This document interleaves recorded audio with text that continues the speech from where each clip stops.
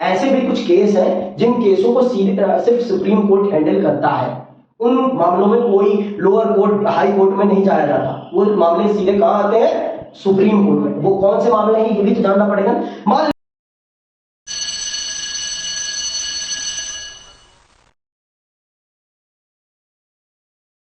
आते हैं सबसे बड़ी चीज को समझने चल रहे हैं। अब हम सबसे बड़ी चीज को हम चल रहे हैं समझने। जिसको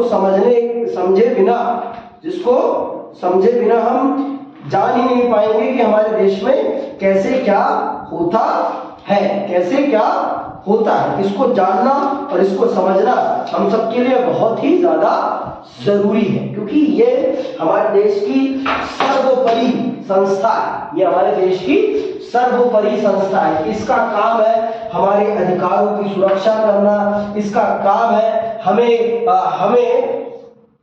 हमें सुरक्षा प्रदान करना। इसका काम है सरकार के द्वारा किए जाने वाले गलत निर्णयों को रोकना। यह है आपका सुप्रीम कोर्ट, जिसे हम कहते हैं सर्वोच्च न्यायालय। क्या कहते हैं इसको? सर्वोच्च न्यायालय। सर्वोच्च न्यायालय। इसके क्या क्या काम है, इनको जानना हम सबके लिए बहुत ज्यादा जरूरी है। पहला काम है मौलिक अधिकार। क्या है पहला? मौलिक अधिकार। ठीक है, मौलिक काम, जिस पर यही काम करता है, इसके अलावा कोई काम नहीं कर सकता। ऐसे भी कुछ केस हैं जिन केसों को सिर्फ सुप्रीम कोर्ट हैंडल करता है। उन मामलों में कोई लोअर कोर्ट, हाई कोर्ट में नहीं जाया जाता। वो मामले सीधे कहां आते हैं? सुप्रीम कोर्ट में। वो कौन से मामले हैं ये भी तो जानना पड़ेगा। मान लीजिए दो स्टेट्स के बीच में कॉन्फ्लिक्ट हो गया। अब मान लीजिए यूपी और बिहार के बीच में कॉन्फ्लिक्ट हो गया, तो इन मामलों की सुनवाई कौन करेगा? इन मामलों की सुनवाई डायरेक्ट कहां होगी? आपके सुप्रीम कोर्ट में होगी। कहां होगी? सुप्रीम कोर्ट में होगी।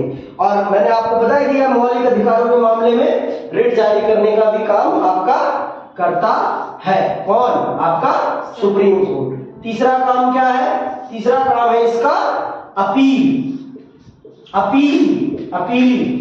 ठीक है, आप मान लीजिए आपको लोअर कोर्ट में जो डिसीजन मिला आप उससे सेटिस्फाई नहीं है, फिर आप उसके बाद डिस्ट्रिक्ट कोर्ट जाते हैं, डिस्ट्रिक्ट कोर्ट भी आपके खिलाफ जाता है, तो फिर उसके बाद आप हाई कोर्ट जाते हैं। हाई कोर्ट में भी अगर आपको लगता है कि हाई कोर्ट का फैसला आपके लिए, आपके हित में नहीं है और आपके साथ अन्याय हो रहा है, तो आप at the end supreme court भी जा सकते हैं। ठीक है, सुप्रीम कोर्ट भी जा सकते हैं। तो ये अपीली के मामलों को भी देखता है। पहली बात तो बहुत ही कम लोग होते हैं जो यहां तक पहुंच पाए।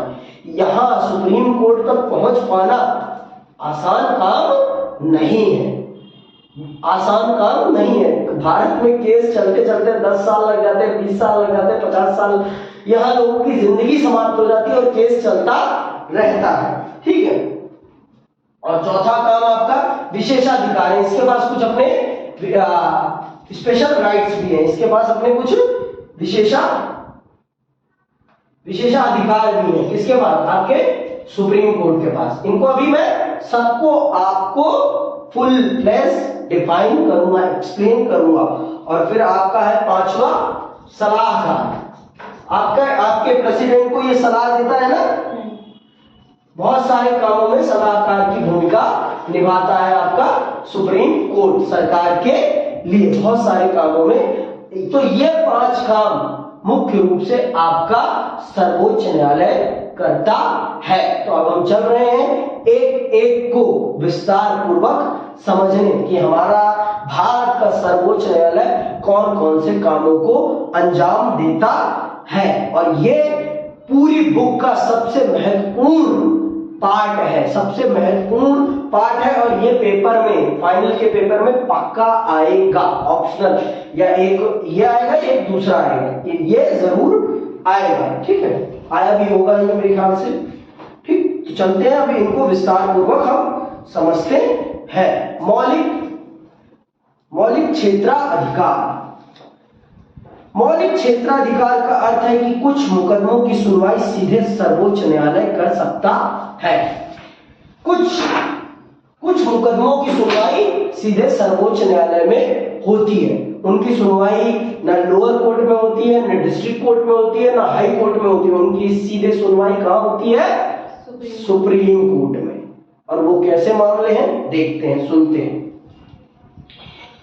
ऐसे मुकदमों में पहले निचली अदालतों में सुनवाई जरूरी नहीं है। ऊपर के चित्र में आपने देखा कि संघीय संबंधों से जुड़े मुकदमे सीधे सर्वोच्च न्यायालय में जाते हैं। संघीय मतलब सरकारों के बीच में। अब मान लीजिए दो सरकारों के बीच में कॉन्फ्लिक्ट हो जाता है तो वो मामले सीधे कहाँ जाते हैं? वो सीधे के सीधे मामले सुप्रीम कोर्ट में चले जाते हैं। मान लीजिए केंद्र सरकार बनाम उत्तर प्रदेश सरकार हो जाता है, सेंट्रल गवर्नमेंट बनाम उत्तर प्रदेश सरकार का अगर मामला हो जाता है, कोई कॉन्फ्लिक्ट फंस जाता है तो वो मामला कहाँ जाएगा? सुप्रीम कोर्ट में जाएगा। मान लीजिए बिहार बनाम यूपी हो गया, यूपी बनाम हरियाणा हो गया, तो ये मामला कहाँ जाएगा? गवर्नमेंट्स के बीच में। समझना की बात? गवर्नमेंट के बीच में अगर कॉन्फ्लिक्ट होता है तो ये मामले गवर्नमेंट टू गवर्नमेंट के बीच में अगर कॉन्फ्लिक्ट होता है तो ये मामले सीधे कहाँ जाते हैं? सुप्रीम कोर्ट में। सेंट्रल गवर्नमेंट का स्टेट गवर्नमेंट के साथ या स्टेट का स्टेट के साथ होता है तो ये मामले सीधे कहाँ जाएंगे? सुप्रीम कोर्ट में। ठीक, सुप्रीम कोर्ट में जाएंगे। और वैसे भी आपको पता है मौलिक अधिकारों के मामले में भी आप सीधे जा सकते हैं। तो ये दो मौलिक क्षेत्राधिकार है जिनके मामले में सीधे तौर पर आपका सर्वोच्च न्यायालय इन्वॉल्व हो जाता है।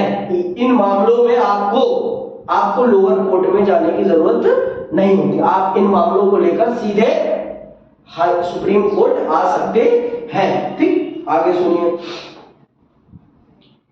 संघीय संबंधों से जुड़े मुकदमे सीधे सर्वोच्च न्यायालय में जाते हैं। सर्वोच्च न्यायालय का मौलिक क्षेत्राधिकार उसे संघीय मामलों से संबंधित सभी विवादों में एक अंपायर या निर्णायक की भूमिका देता है। किसी भी संघीय व्यवस्था में केंद्र और राज्यों के बीच तथा विभिन्न राज्यों में परस्पर कानूनी विवादों का उठना स्वाभाविक है, क्योंकि हमारा देश एक फेडरल देश है, एक संघीय देश है, तो इसलिए हमारे देश में इस प्रकार की समस्याओं का उठना कोई बड़ी बात नहीं है। स्वाभाविक है कि कभी कभी कॉन्फ्लिक्ट हो जाता है दो सरकारों के बीच में, और कोई बड़ी बात नहीं है। कुछ मामले होते हैं जिन पर दो सरकारों में ठन जाती है, जैसे अभी तो सेंट्रल गवर्नमेंट और यूपी सरकार सेम पार्टी की गवर्नमेंट है, तो इनके बीच में भी कॉन्फ्लिक्ट नहीं होगा। लेकिन अगर यही दूसरी सरकार होती तो इनके बीच में कॉन्फ्लिक्ट होना स्वाभाविक था। जैसे राजस्थान और सेंट्रल गवर्नमेंट के बीच में कॉन्फ्लिक्ट हो जाता है, या छत्तीसगढ़, या तो जिनमें अपोजिशन की सरकार होती है उनके बीच में कॉन्फ्लिक्ट ज्यादा होता है। और जहां पर सेंट्रल गवर्नमेंट भी सेम पार्टी और स्टेट गवर्नमेंट में भी सेम पार्टी की सरकार होती है तो फिर ज्यादा कॉन्फ्लिक्ट नहीं होता, वहां कॉन्फ्लिक्ट बातों से ही सुलझा लिया जाता है। लेकिन जब ऑपोजिशन की सरकारें होती हैं तब कॉन्फ्लिक्ट कहां जाता है?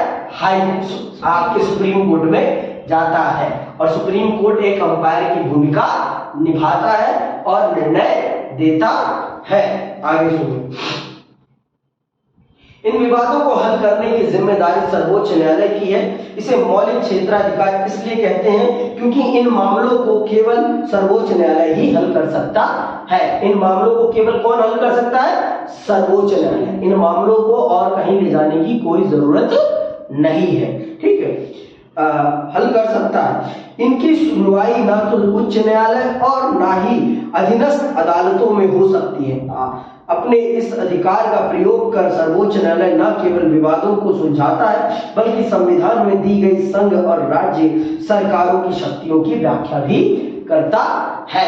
क्योंकि आपको मैंने पहले ही बता दिया है, भारत के संविधान की अगर कोई परिभाषा तय कर सकता है तो वो सिर्फ कौन तय कर सकता है? सर्वोच्च न्यायालय। तो भारत के अगर दोनों सरकारों के बीच में कभी कॉन्फ्लिक्ट होता है तो वो दोनों सरकारों को बिठाती है और बताती है कि संविधान ने तुम्हें ये ताकत दे रखी है, संविधान ने तुम्हें ये ताकत दे रखी है, तो तुम्हें आपस में लड़ने की जरूरत नहीं है। तुम अपने कामों को करो और तुम अपने काम। और ये काम सिर्फ कौन कर सकता है? भारत का सर्वोच्च न्यायालय। भारत का सर्वोच्च न्यायालय। इसीलिए भारत के सर्वोच्च न्यायालय या कहिए पूरे अदालती तंत्र को या न्यायपालिका को स्वतंत्र होना कितना जरूरी हो जाता है। और अगला आते हैं रिट संबंधी क्षेत्राधिकार। ये है वो रिट जिनके माध्यम से हमारे मौलिक अधिकारों को सुरक्षा मुहैया कराता है। कौन? आपका सर्वोच्च न्यायालय। आपका सर्वोच्च न्यायालय इन रिटों के माध्यम से हमारे मौलिक अधिकारों को प्रोटेक्शन प्रोवाइड करता है। उन गैर सरकारी तंत्रों से या उन उपद्रवी तंत्रों से जो हमारे मौलिक अधिकारों को हमसे छीनने का प्रयास करते रहते हैं, या उन उत्पीड़न करने वाले लोगों से बचाने का प्रयास करता है जो समाज को हमेशा उत्पीड़ित करते रहते हैं। तो सुनिए क्या है ये। जैसा कि आपने मौलिक अधिकार वाले अध्याय में पढ़ा कि मौलिक अधिकारों के उल्लंघन पर कोई भी व्यक्ति इंसाफ पाने के लिए सीधे सर्वोच्च न्यायालय जा सकता है। सर्वोच्च न्यायालय अपने विशेष आदेश रिट के रूप में दे सकता है। उच्च न्यायालय भी रिट जारी कर सकते हैं, लेकिन जिस व्यक्ति के मौलिक अधिकारों का उल्लंघन हुआ है उसके पास विकल्प है कि वह चाहे तो उच्च न्यायालय या सीधे सर्वोच्च न्यायालय जा सकता है। इन रिटों के माध्यम से न्यायालय कार्यपालिका को कुछ करने या न करने का आदेश दे सकता है।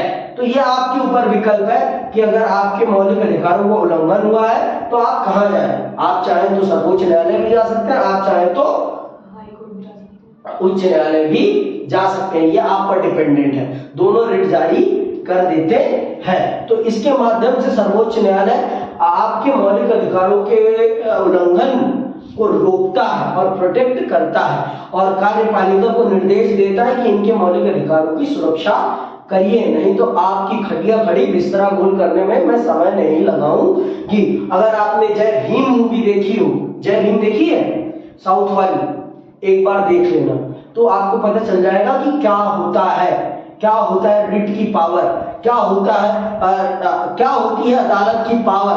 आपको उस मूवी में बखूबी समझ में आ जाएगी। नहीं देखिए तो एक बार जरूर देखो। मैं सबको कहता हूं कि वो मूवी आपको बताती है कि एक व्यक्ति के मौलिक अधिकारों को किस प्रकार से समाज उसका शोषण करता है और फिर अदालत उसे उसके मौलिक अधिकार कैसे मुहैया कराती है अपने माध्यम से। ये आपको उस मूवी में बखूबी बताया गया है। ठीक, फिर आता है आपका अपीली क्षेत्राधिकार। बता ही दिया है मैंने आपको पहले ही कि आपको अगर लगता है कि जो सर्वोच्च न्यायालय से निचली अदालतें हैं उनके द्वारा दिया गया निर्णय आपको लगता है कि आपके पक्ष में नहीं, आपके साथ न्याय नहीं हो रहा है, तो आप अपील कर सकते हैं सर्वोच्च न्यायालय में। सर्वोच्च न्यायालय का द्वारा दिया गया निर्णय फिर बदला नहीं जा सकता। सर्वोच्च न्यायालय को निर्णय को सिर्फ सर्वोच्च न्यायालय ही बदल सकता है, उसके अलावा कोई भी नहीं बदल सकता। ये बात आप जान लीजिए, सर्वोच्च न्यायालय के निर्णय को सिर्फ सर्वोच्च न्यायालय ही बदल सकता है, उसके अलावा कोई भी नहीं बदल सकता है। तो सुनिए क्या है अपीली क्षेत्राधिकार। सर्वोच्च न्यायालय अपील का उच्चतम न्यायालय है। कोई भी व्यक्ति उच्च न्यायालय के निर्णय के विरुद्ध सर्वोच्च न्यायालय में अपील कर सकता है, लेकिन उच्च न्यायालय को यह प्रमाण पत्र देना पड़ता है कि वह मुकदमा सर्वोच्च न्यायालय में अपील करने लायक है, अर्थात उसमें संविधान या कानून की व्याख्या करने जैसा कोई गंभीर मसला उलझा है। ऐसे ही मुंह उठाकर आप नहीं जा सकते सर्वोच्च न्यायालय। आपके केस में ऐसा कोई पेच हो जो कि उच्च न्यायालय सॉल्व ना कर पा रहा हो, तभी आप वो मामला लेकर सर्वोच्च न्यायालय जा सकते हैं, नहीं तो आप नहीं जा सकते। अगर उस मामले में कोई संवैधानिक व्याख्या संबंधी या कुछ और पेच नहीं है, मतलब आपके अधिकारों से संबंधित कुछ नहीं है, आपके मौलिक अधिकार रिलेटेड कुछ नहीं है, तो आप उस मामले को लेकर सर्वोच्च न्यायालय नहीं जा सकते। आपको सर्वोच्च न्यायालय में जाने के लिए उच्च न्यायालय से क्या चाहिए? प्रमाण पत्र चाहिए कि यह मामला सर्वोच्च न्यायालय में जाने के योग्य है, तभी वो मामला सर्वोच्च न्यायालय में अपील उस मामले की जा सकती है, नहीं तो नहीं की जा सकती। ये बात आप बखूबी समझ लीजिए। ये आगे सुनिए, इसके बाद क्या है?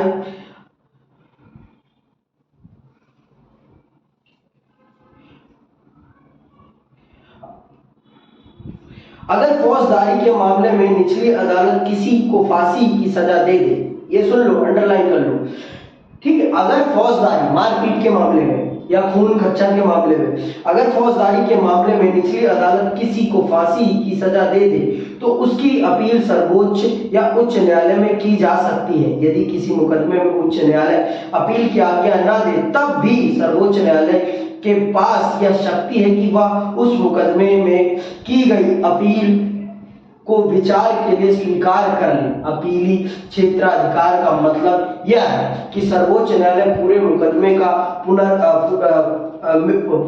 पर पुनर्विचार करेगा और उसके कानूनी मुद्दों की दोबारा जांच करेगा। यदि न्यायालय को लगता है कि कानून या संविधान का वह अर्थ नहीं जो निचली अदालत ने समझा तो सर्वोच्च न्यायालय उनके निर्णय को बदल सकता है तथा इनके साथ उन प्रावधानों की नई व्याख्या भी दे सकता है। उच्च न्यायालयों को भी अपने नीचे की अदालतों के निर्णय के विरुद्ध अपीली क्षेत्राधिकार है। ठीक, देखिए सर्वोच्च न्यायालय करना चाहे तो सब कुछ कर।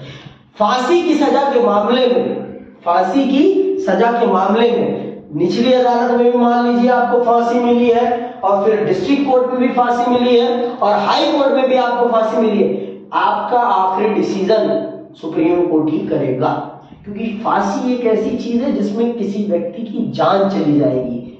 तो इसलिए उस निर्णय को 4 बार वेरीफाई किया जाता है, उस निर्णय को 4 बार सुना जाता है, समझा जाता है और आखिरी फैसला सर्वोच्च न्यायालय ही लेता है किसी व्यक्ति की फांसी पर।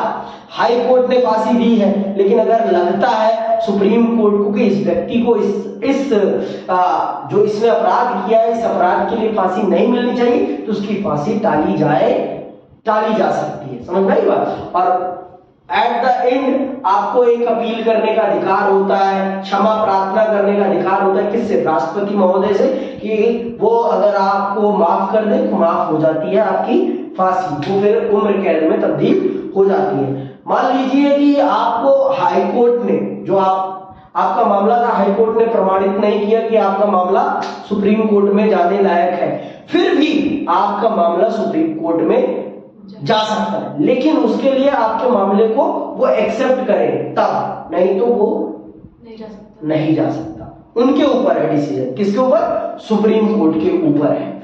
और इसी प्रकार से हाई कोर्ट को भी अपीली क्षेत्राधिकार है, वो भी अपने से लोअर कोर्ट्स के डिसीजन पर अपील प्राप्त करने का और उनके निर्णय को वेरीफाई करने का अधिकार रखती है। कौन? आपका हाई कोर्ट, आपके हाई कोर्ट ये काम करते हैं। ठीक है, फिर इसके बाद आता है आपका सलाह संबंधी क्षेत्राधिकार। सलाह संबंधी क्षेत्राधिकार, देखो सलाह संबंधी क्षेत्राधिकार बहुत ही इंपॉर्टेंट भी है, बहुत ही जरूरी भी है हम सबके लिए समझना, क्योंकि देखो सुप्रीम कोर्ट की जो सलाह होगी ना, वो कोई छोटी मोटी सलाह नहीं होगी। आप उन लोगों से सलाह ले रहे हैं जो कानून में भी खामी निकाल देते हैं, एक चीज में खामी निकाल के उसे बर्खास्त कर। ये वो लोग हैं जिनके पास एक इंसान की जान है, वो चाहे तो किसी की जान को उसके प्राण से निकाल सकते हैं, उसके शरीर से निकाल सकते हैं, ये वो लोग हैं। तो इनकी सलाह देश के लिए बहुत ही ज्यादा महत्वपूर्ण होती है, बहुत ही ज्यादा महत्वपूर्ण है। क्यों? क्योंकि ये बहुत ही पढ़े लिखे और बहुत ही ज्यादा परिपक्व लोग हैं और ये भारत के कानून को बहुत बखूबी समझते हैं। इनके बाएं हाथ का खेल है कानून को इधर से उधर घुमाना। तो इनकी सलाह पर सरकार बहुत ही सोच समझकर काम करती है, इनकी सलाह को मानती है सरकार। सुनिए क्या है। मौलिक और अपीली क्षेत्राधिकार के अतिरिक्त सर्वोच्च न्यायालय का परामर्श संबंधी क्षेत्राधिकार भी है। परामर्श मतलब सलाह देने संबंधी। इसके अनुसार भारत का राष्ट्रपति लोकहित या संविधान की व्याख्या से संबंधित किसी विषय को सर्वोच्च न्यायालय के पास परामर्श के लिए भेज सकता है, लेकिन ना तो सर्वोच्च न्यायालय ऐसे किसी विषय पर सलाह देने के लिए बाध्य है और ना ही राष्ट्रपति न्यायालय की सलाह मानने को। देखो अगर राष्ट्रपति ने सर्वोच्च न्यायालय से सलाह मांगी है तो सर्वोच्च न्यायालय जरूर सलाह देगा, और अगर सर्वोच्च न्यायालय ने सलाह दी है तो राष्ट्रपति साहब भी उस पर जरूर विचार करेंगे। लेकिन दोनों के लिए कोई कंपल्शन नहीं है, दोनों के लिए कोई कंपल्शन नहीं है। राष्ट्रपति सलाह मांगे, सर्वोच्च न्यायालय का मन हो तो दे, ना मन हो तो ना दे, उस पर कोई ऑब्लिगेशन नहीं लगाए जा सकते हैं, और राष्ट्रपति साहब कुछ कर भी नहीं सकते।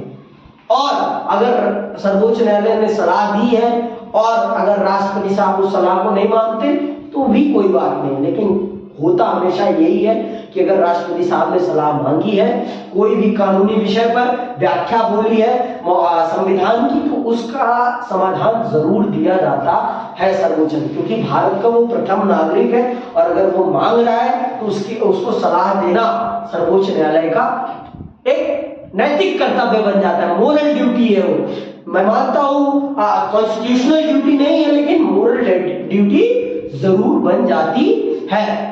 अब आपसे ही कोई अगर सलाह मांगे, अगर कोई रास्ता पूछे तो आप नहीं बताओगे, वही चीज है, तो वही चीज तो यहाँ पर भी आपका कॉन्स्टिट्यूशन आपका सर्वोच्च न्यायालय करता है उस काम को। आगे सुनिए, फिर सर्वोच्च न्यायालय के परामर्श देने की शक्ति की क्या उपयोगिता है? इसकी दो प्रमुख उपयोगिताएं हैं।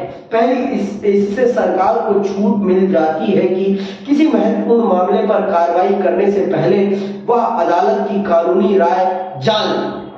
ये अच्छी बात है। देखो, कानून देश के संविधान, देश का समय बचाने का ये बहुत ही अच्छा तरीका है। इससे क्या हो जाता है कि सरकार कोई भी कानून बनाने से पहले तो उसके कानूनी पक्षों को बहुत अच्छे से जान लेती है, समझ लेती है, फिर कोई भी कानून बनाया जाता है, जिससे कि कोई भी मुंह उठाकर अपील न कर दे कि ये तो हमारे संवैधानिक अधिकारों के खिलाफ। समझ में आई बात? क्योंकि एक कानून को बनाना और उस पर रिसोर्सेज को लगाना कोई छोटी बात नहीं है। बहुत ज्यादा रिसोर्स खत्म होते हैं किसी भी कानून को बनाने में, और समय खत्म होता है। पहली बात तो बहुत ही ज्यादा महत्वपूर्ण होता है देश का समय। संसद का समय कोई छोटा मोटा समय नहीं है, वो देश के लिए सबसे उपयोगी समय होता है, देश के विषयों पर चर्चा करने का सबसे उपयोगी समय होता है। और उस समय में बनाए गए कानून को कुछ कानूनी टर्म्स के आधार पर रद्द कर दिया जाए तो वो अच्छी बात नहीं है ना। इसीलिए कोई भी कानून बनाने से पहले ही सरकार कानून के विशेषज्ञों की सलाह ले लेती है, जिससे कि उसमें कोई कानूनी खामी ना रहे, और जिससे कि कोई भी उसे कानून के तर्ज पर रद्द ना कर सके। फिर आगे की बात को आगे जाने, भगवान जाने, ठीक है। मसले पर कोई कार्रवाई करने से पहले अदालत की कानूनी राय ले ले, इससे बाद में कानूनी विवाद से बचा जा सके। दूसरी, सर्वोच्च न्यायालय की सलाह मानकर सरकार अपने प्रस्तावित निर्णय या विधेयक में समुचित संशोधन कर सकती है। अगर कुछ गलत है तो सर्वोच्च न्यायालय द्वारा दी गई सलाह को मानकर आपकी विधायिका उसमें संशोधन कर सकती है। पिछले पृष्ठ पर दिए गए अनुच्छेदों, ये अनुच्छेद पढ़ते हैं पहले तो। अनुच्छेद 137, अनुच्छेद 137 क्या कह रहा है? उच्चतम न्यायालय को अपने द्वारा सुनाए गए निर्णय या दिए गए आदेश का पुनर्वालोकन करने की शक्ति होगी। मैंने पहले ही बता दिया है आपको कि सर्वोच्च न्यायालय के पास ये शक्ति है कि वो अपने द्वारा किए गए दिए गए निर्णय को पुनः पर्यवेक्षण कर सकती है, और अगर उसे लगता है कि उसके द्वारा उस समय में जो निर्णय दिया गया वो गलत है तो वो उसे बदल भी सकती है, ये भारत के अनुच्छेद 137 के अंतर्गत है। भारत की सर्वोच्च न्यायालय के पास ये अधिकार है कि वो अपने द्वारा दिए गए निर्णय का पुनर्वालोकन कर सकती है, मतलब फिर से पर्यवेक्षण कर सकती है, और उसे अगर लगता है कि कानूनी तौर पर ये निर्णय सही नहीं है तो वो अपने निर्णय को बदल भी सकती है। सिर्फ ये शक्ति किसके पास है? सर्वोच्च न्यायालय के पास, और किसी के पास नहीं है। दूसरा, अनुच्छेद 144 क्या कहता है? भारत के राज्य क्षेत्र के सभी सिविल और न्यायिक प्राधिकारी उच्चतम न्यायालय की सहायता से कार्य करेंगे। जितने भी न्यायिक अधिकारी हैं, जितने भी आपके जुडिशरी से रिलेटेड लोग हैं, उनको सुप्रीम कोर्ट से सलाह लेना और उनको उनके अनुसार चलना अनिवार्य होता है। पिछले पृष्ठ पर दिए गए अनुच्छेदों को पढ़ें। ये अनुच्छेद हमें भारत की न्यायपालिका की एकीकृत प्रकृति और सर्वोच्च न्यायालय की शक्तियों को समझाने में मदद करेंगे। सर्वोच्च न्यायालय के फैसले भारतीय भूभाग के अन्य सभी न्यायालयों पर बाध्यकारी हैं। उनके द्वारा दिए गए निर्णय संपूर्ण देश में लागू होते हैं। सर्वोच्च न्यायालय स्वयं अपने निर्णय से बाध्य नहीं है और कभी भी उनकी समीक्षा कर सकता है। इसके अतिरिक्त सर्वोच्च न्यायालय की अवमानना के मामले में भी वह स्वयं ही देखता है। ठीक, तो ये है आपके सर्वोच्च न्यायालय की शक्ति है। सर्वोच्च न्यायालय के अधीन है आपके भारत की सभी अदालतें, या कह लीजिए पूरा भारत सर्वोच्च न्यायालय के अधीन चलता है। और अगर लगता है भारत के किसी भी कोने में किसी भी व्यक्ति के साथ कुछ भी गलत हो रहा है तो सर्वोच्च न्यायालय उसे न्याय दिलाने के लिए बाध्य है। वो संविधान के द्वारा उसे प्रदान की गई सबसे प्राथमिक ड्यूटी है, उसका सबसे प्राथमिक कर्तव्य है। और आपको मैंने बता ही दिया कि भारत का जो सर्वोच्च न्यायालय है वो अपने निर्णयों की भी समीक्षा कर सकता है और उसे अगर लगता है कि उसके द्वारा दिया गया निर्णय उस समय का सही नहीं है तो वो उसको भी तब्दील कर सकता है। और पूरे भारत को सर्वोच्च न्यायालय के अनुसार चलना होता है। तो आज के लिए बस इतना ही करते हैं, यहीं पर समाप्त करते हैं और अगली क्लास में हम समझेंगे बहुत सारी बातों को सर्वोच्च न्यायालय से संबंधित। जय हिंद, जय भारत।